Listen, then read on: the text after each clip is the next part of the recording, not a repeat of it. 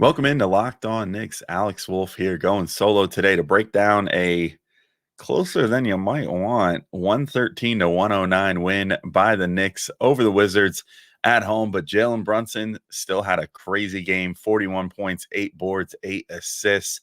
OG Anunoby continues to set plus-minus NBA history. And I'll talk a little bit about some of the overall problems that this game sort of underscored with this team right now that need to be addressed going into the trade deadline. Next on Locked On Knicks. You are Locked On Knicks, your daily New York Knicks podcast, part of the Locked On Podcast Network, your team every day.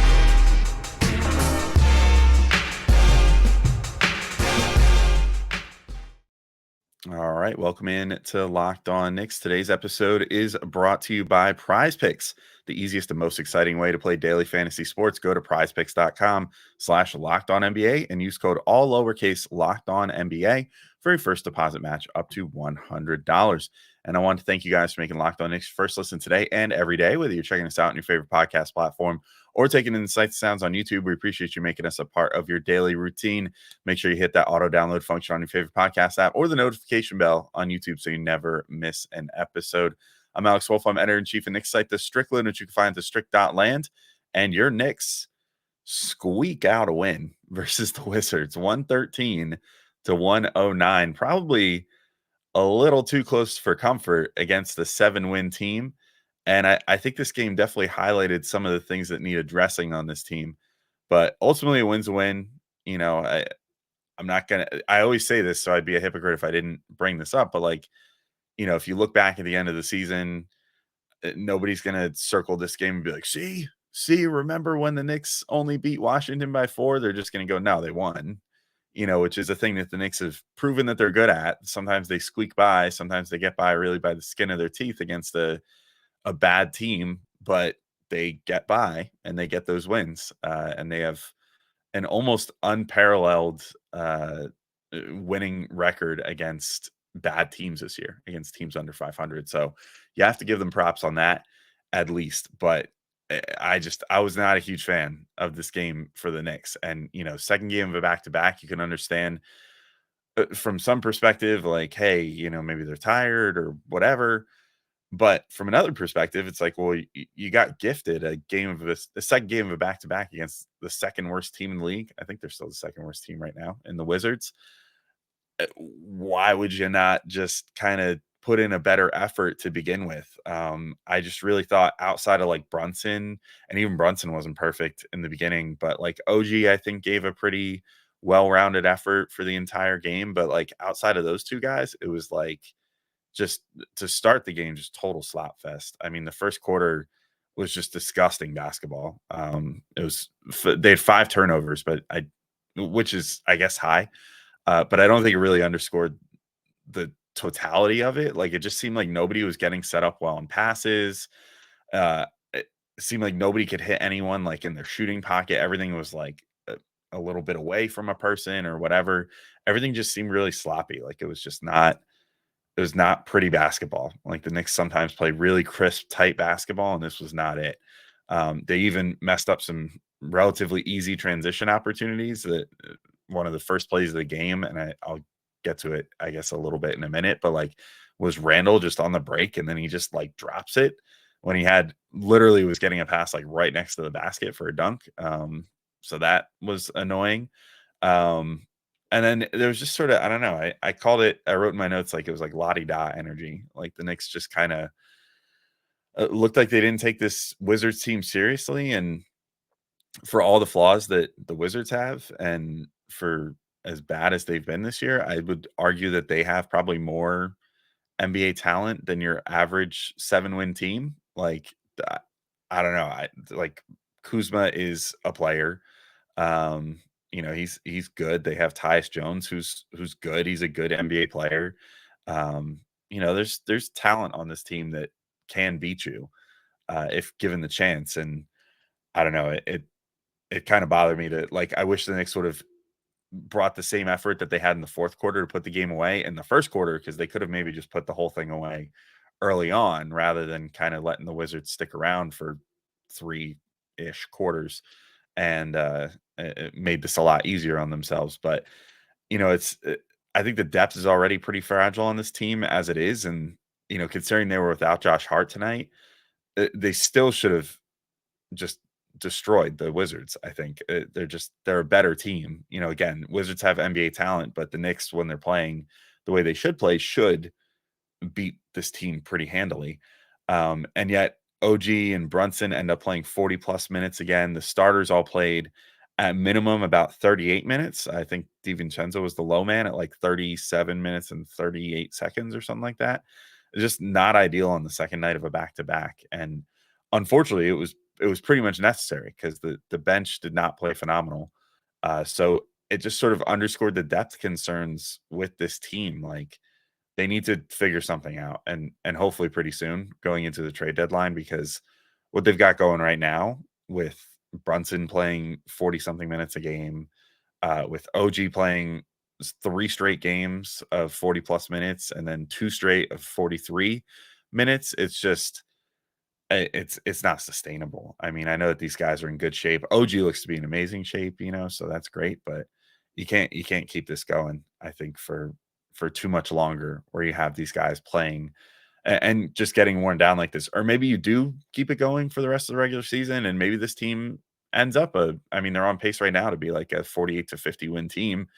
So maybe they keep it up and they win 50 games or whatever, but then they'll be completely gassed in the playoffs. I feel like if you've got guys playing this many minutes during the regular season and getting no breaks against bad teams like this, which maybe again was a little self-inflicted in this game, that they didn't come out and take the Wizards seriously to begin with. But it also just kind of, it used to be able with this team to bank on the bench coming in and buoying you a little bit with Quickly and Grimes and and at the beginning of the year DiVincenzo, and then obviously they were missing Hart today, so you missed that. But it used to be Hartenstein was coming in off the bench too, and now they have Precious Achiuwa coming in, who's not as good. It's just like, if the starters don't come out and play their best, then you can pretty much bank on the bench isn't necessarily good enough right now to just come out and like win you a game by themselves anymore, which hopefully means that the Knicks are looking to address that going into the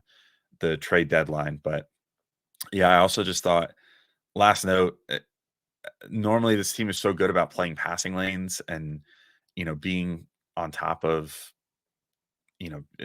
generating turnovers lately and things of that nature. And I just thought that they were either over or under committing on defense, which led to a lot of the opportunities for Washington to get back into this game.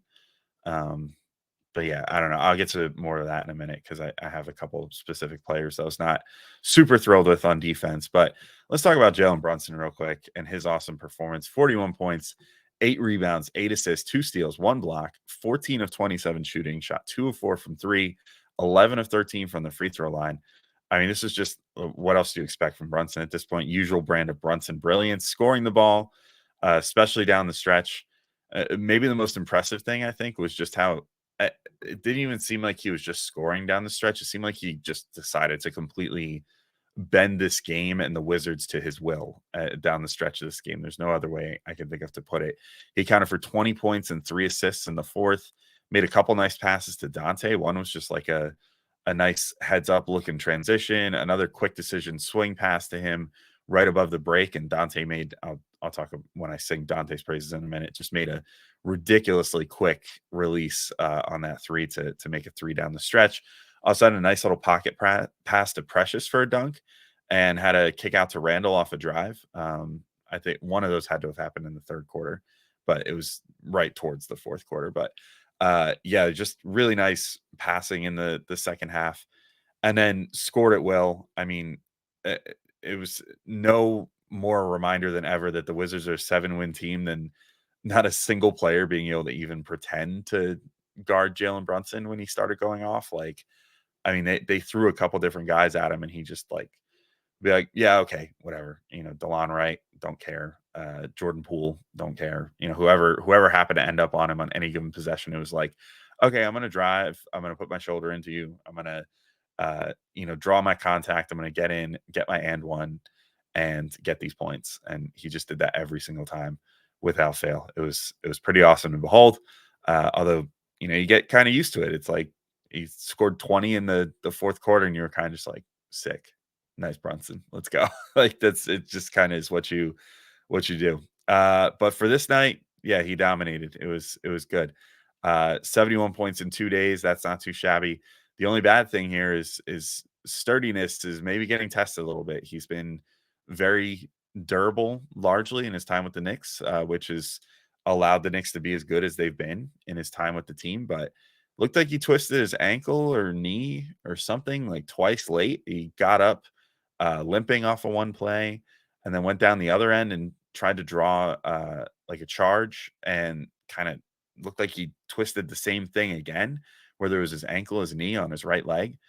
And yeah, I hope it's all right because he definitely needs to stay healthy, especially right now. This is sort of the one of the big issues with the team right now is the lack of depth, like I mentioned. And if he's got to miss more time after just missing a couple games this week and us seeing how that went, then things could get a little rough for this team. I mean, they have like a really favorable schedule right now, so you got to take advantage of that. And having like Brunson kind of banged up, having Randle maybe still a little banged up from twisting his ankle the other day, these are the tough points of the season where these guys got to stay healthy if they want things to go as well as they want the rest of the year.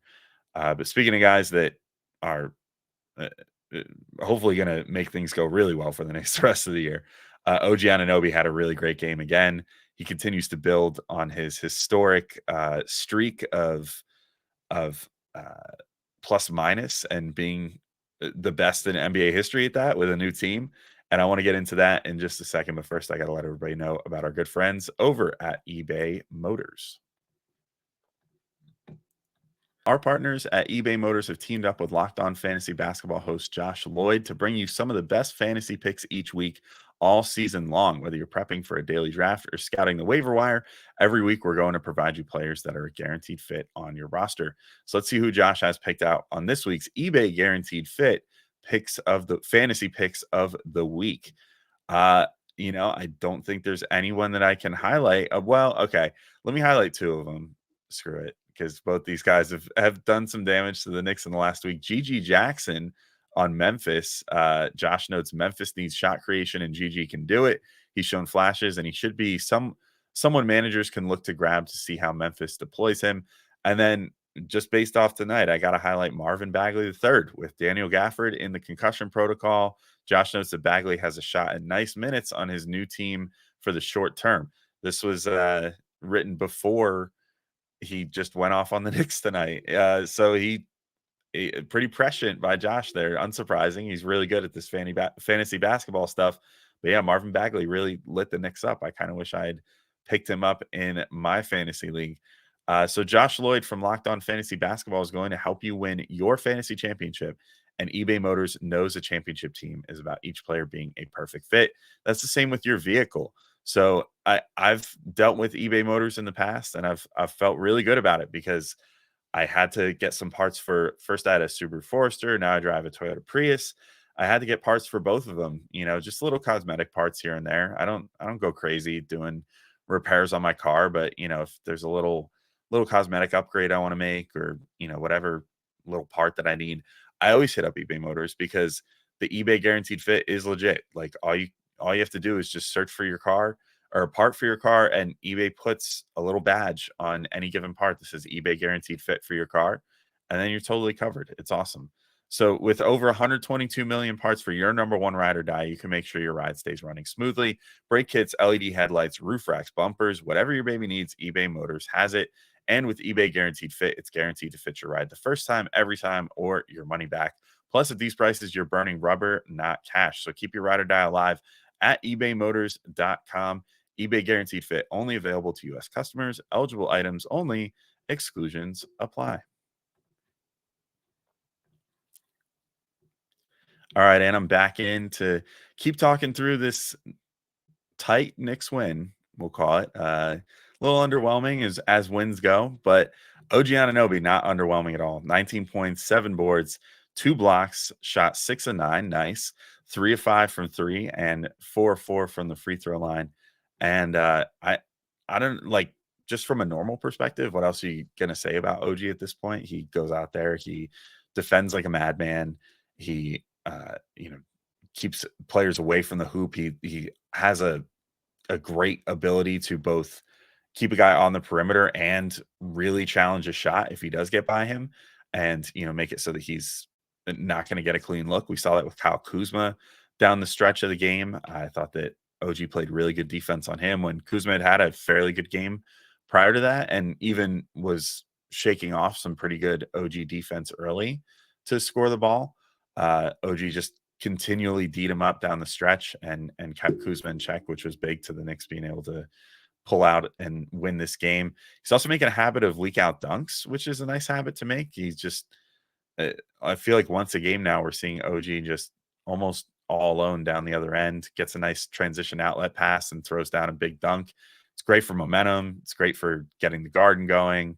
I mean, it's just great in general. Obviously the one in the last game was a little more flashy with the Hart to Randle no look sequence where Randle kicked it to OG, spins around, and OG gets the big dunk there. But still, nice thing to see from OG, to see him making these leak out dunks a habit, because they're good momentum shifters and a good easy way to get 2 points.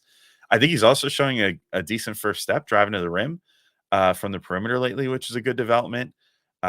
Granted, like all caveats in this game, it was against a pretty subpar team today, but he had 2 drives, one from a standstill, using a Precious Achua screen on the outside, and just managed to, get a good first step and then just drive straight in, get a nice finish. And then another off a quick moving handoff from Randle on the perimeter. Like Randle kind of dribbled into it, handed off to OG, and OG just was already moving a little bit around the screen and then just took off like a rocket towards the hoop and got a nice easy look there. So hopefully we'll start seeing more of that, because I think OG's got a little bit of juice that way.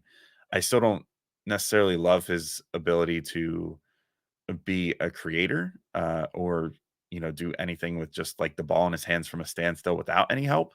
So that obviously still is going to be a limitation, because he also had like a sidestep 3 at one point in this game. So he's got some scoring stuff in his bag.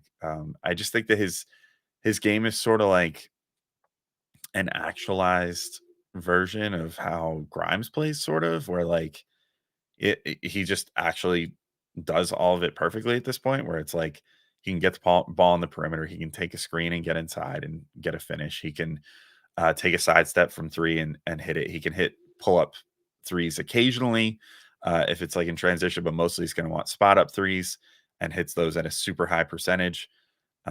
So yeah, he's been doing fantastic. And Tommy Beer has been keeping up on this on Twitter, but OG is now up to an individual plus minus of plus 170 in his first 10 games with the Knicks, which is apparently the best for any player in their first 10 games of the franchise. So continuing to make history there.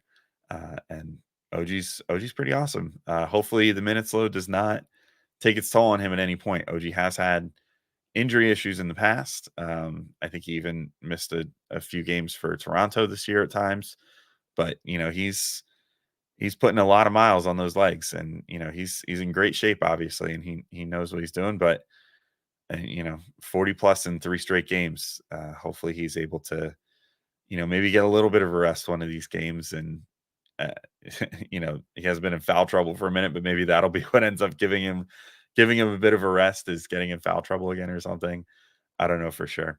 But Dante DiVincenzo, I want to highlight real quick too. 19 points, 5 of 12 from 3, 3 boards, 3 assists. And so before I get to the negatives, because I did have a few with DiVincenzo for this game, but I thought he had just really absurd shot making. Seems like he's trying to take I wrote like 0.05 seconds off his release every time he takes a shot lately. Like he's just making it gradually quicker and quicker and quicker. And to the point where sometimes if he gets the right pass, he doesn't even need to really like get into a shooting motion. He kind of just catches it and shoots it right from where the ball hits his hand. And he had a truly crazy make late in the game where he was getting closed out on and probably got fouled. He got knocked down. He got really I mean, this is part of my problem with him in this game. He was very concerned with talking to the refs in this game.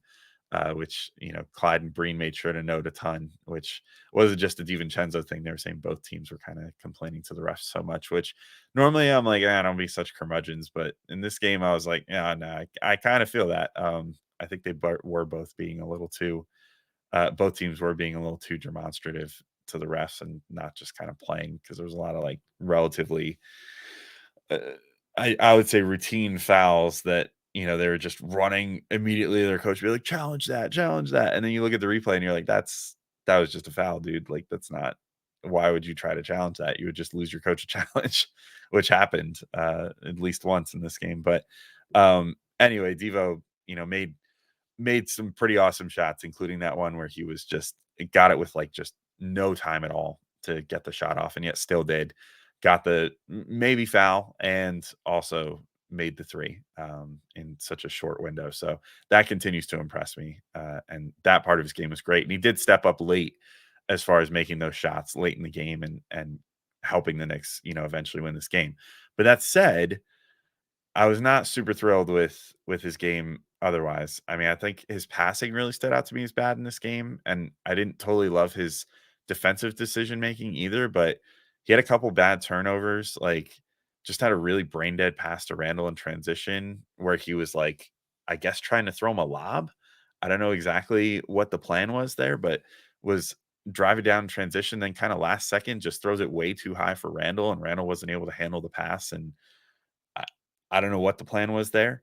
Then just had a couple bad attempts trying to feed iHeart inside. Those were the turnovers. But I also just, I don't know, something about the way he was playing. Like he just could not hit someone in their shooting pocket to save his life. Like every time that he would pass it to someone, I felt like it was like a foot to the left. And for a guy that thrives off of getting great passes into his shooting pocket, I would think that he would maybe and considering DiVincenzo is not a bad passer, I would think that he would understand the importance of that. But just like every pass that he threw, it felt like it was right towards the hand of one of the Washington defenders, or just super telegraphed, or just completely off from where it needed to be. And he seemed like his decision making was like happening a half second too late on some of his passes. Like he was just like driving in without a plan and then kind of like jumping up and being like, oh, where do I kick this?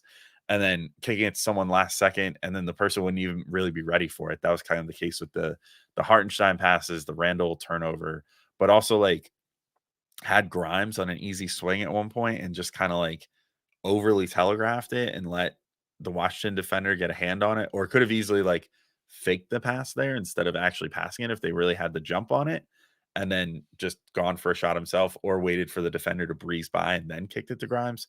There was a lot of different options that could have happened on a lot of his different passes, and I felt like he just kind of picked the worst one. So I don't totally love that. Spoiler alert, Evan Fournier got some minutes in this game too, and I didn't totally love those either. And I want to talk about that. I want to talk about Grimes getting a few minutes as well. Julius Randle having a somewhat subpar game. Isaiah Hartenstein, same deal, which is rare to say lately. But first, I got to let everybody know about our good friends over at PrizePicks. PrizePicks is the largest daily fantasy sports platform in North America, and they're the easiest and most exciting way to play daily fantasy sports. It's more than just you against the numbers. Instead of battling thousands of other players, including pros and sharks, you pick more than or less than on 2 to 6 player stat projections and watch the winnings roll in. And with us in the middle of basketball season, you can now pick combo projections across football and basketball from the Specials League. It's really cool. It's a league created specifically for combo projections that include 2 or more players from different sports or leagues. For example, LeBron James plus Travis Kelce at a 10.5 combo of 3-pointers made and receptions. So maybe you can find a Knicks specific one, although unfortunately you can't find any Giants or Jets specific ones because they are not good. Uh, PrizePicks also offers a reboot policy so that your entries stay in play even if one of your players get injured. For football and basketball games, if you have a player who exits the game in the first half and does not return in the second, the player is rebooted. PrizePicks is the only daily fantasy sports platform with an injury insurance policy. And I'll tell you what, it's also really fun if you're a basketball fan and you're a football fan right now during the football playoffs. There's no way to spice up a busy Sunday of football and basketball than placing a multi-sport entry, which is really fun. So you can pick players from a couple different basketball games, a couple different football games, pick the over-unders, and just play against the numbers, and that's it. And then potentially win some money and get to add a little juice to your whole afternoon of sports watching, which is pretty cool. So you go to prizepicks.com/lockedonnba and use code lockedonnba for a first deposit match up to $100. Again, go to prizepicks.com/lockedonnba and use code lockedonnba for a first deposit match up to $100. Prize Picks, it's daily fantasy sports made easy. All right, and I'm back in here to finish talking about this Knicks game. And not too much more to talk about because this honestly was not the most fun game in the world. But I do feel it was notable. I mean, even with Josh Hart out, that Evan Fournier got some first quarter minutes in this game. Unfortunately, they were terrible. He played about 5 minutes. He shot 0-4 from the field, 0-3 from three. It was a -4 in 5 minutes. He struggled to keep up on defense as usual, but also wasn't really doing much to generate pressure on offense. Like, got the ball in his hands a few times. And, we've noted a bunch like, hey, I think Gavin even suggested like 2 weeks ago, like, hey, maybe it's time to get Fournier a minute or two out there just for some shot creation because the Knicks are desperately missing it. And Fournier he was not able to create much of anything. Maybe he wasn't trying his hardest, like maybe he was just kind of, I mean, but he's always a consummate professional. So I don't think that's the case. I think he just legitimately could not get by the Washington defenders. And if that's the case, it's like, what is he bringing you at that point? I wonder if this was deliberate. It almost seems like they were trying to show some other team that he's not just a chunk of salary. But if that's the case, then unfortunately, mission failed based off this game. He did not have a great showing out there. Quentin Grimes also was not much better in 19 minutes. So, I haven't really gotten to talk about the official rumor yet that the Knicks are looking to move on from Grimes here, which is annoying, given that he has showed a lot of promise with this team and under Tibbs and whatever else. But he didn't look great if this was his trade tryout. 19 minutes, 0 points, 2 assists.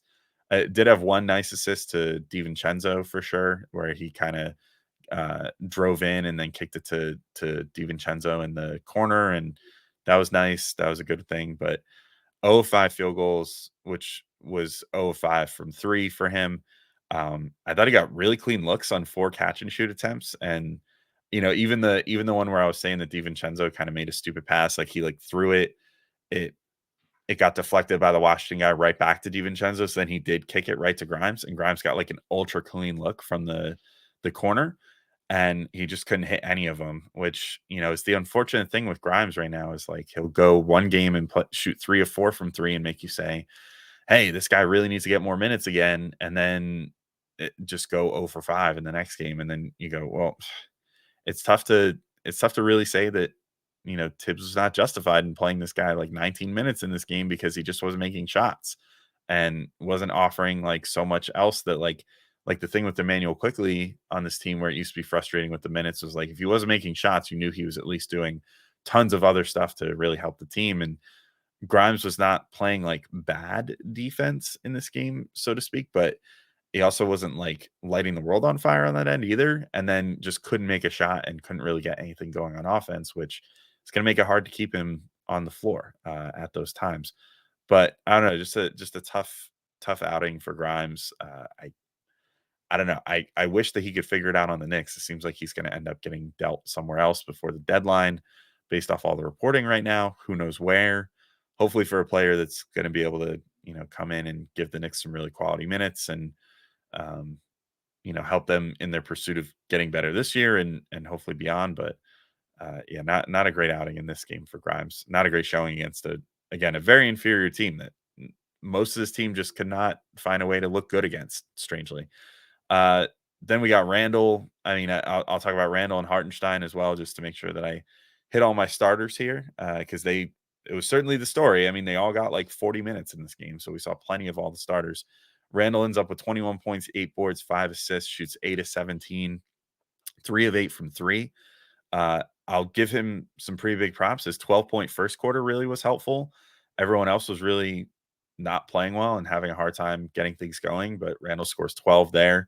that was very much needed. But beyond that, I thought that I don't know, he looked maybe a little tired from the back to back after that quarter. I mean, only scored 9 points the rest of the way out. Thought he played very ground bound, seemed like he was maybe worn out. Um, got blocked a couple times, which, is it just by virtue of not finishing strong enough around the hoop. And, that considering that Washington was missing Daniel Gafford for this game, that is especially annoying. I don't know, because that's like their good shot blocker, and yet Randle still was not quite able to get that going. He also had a hard time with Kuzma one-on-one at times when he drew that assignment. Like, Kuzma is a talented scorer, so sometimes he's just gonna score, but it just seemed like Kuzma got by Randle at will whenever he was guarded by him. So don't love to see that. Then Isaiah Hartenstein, 6 points, 17 boards, 3 assists, 2 steals, 1 block, 3 of 5 shooting. Pretty standard Isaiah Hartenstein line, but he did his normal stuff on rebounding the ball, especially. Got his counting stats on defense, which is great. But this was one of my least favorite games from him in a while. I mean, just he really let Marvin Bagley cook early and just didn't seem to have great defensive effort. He was not getting his hands up enough. Uh, Marvin Bagley, he can be a talented scorer. I feel like he always lights up the Knicks, weirdly. Just one of those type of guys. But, you know, letting him get going that much for Washington, I just thought was like that was kind of unacceptable. Like he just seemed maybe a little gassed on the second game of back to back. Again, maybe that's what we could chalk all this up to, and ultimately they won. But it's just like you want to see better effort out of the guys you're rooting for, and you want them to not be squeaking out a win against a team that only has 7 wins on the year. Um, that said, like I said, he came up down the stretch. He got his rebounds. Um, he played pretty good defense down the stretch, which was what the Knicks needed. So I guess you take it, but yeah, ultimately kind of a win to forget, one that will just go in the records as a win. A month from now, I won't be talking about this game again. But tonight, it was just a little disappointing to see the Knicks not play as well. But they've got more games coming up and a lot more home games, and hopefully a lot more chances to rectify it and beat the less good teams at home coming up soon. So we'll be here for you for all those and more. We got some more trade discussions coming up with some of our fellow Locked On hosts to try to figure out some mock trades before the trade deadline in a few weeks. So there's a lot of fun stuff on the docket coming up. But till next time, thank you all for listening, and I'll talk to you soon. Peace out, everybody.